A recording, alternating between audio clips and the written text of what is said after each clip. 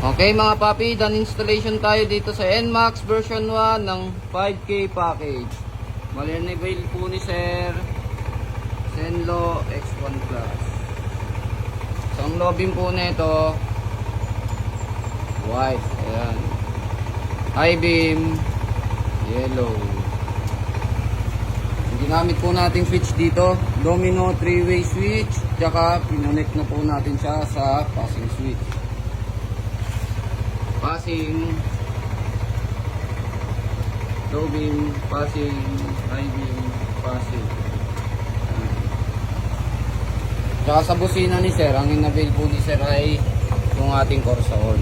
Bale, ito po yung horn selector niya. Pag naka-off po ito, stock po yung tunog. Pag nilang press po natin, mag-activate yung rapid. Okay, switch.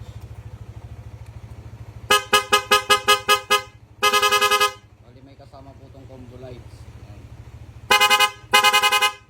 Low beam, high beam.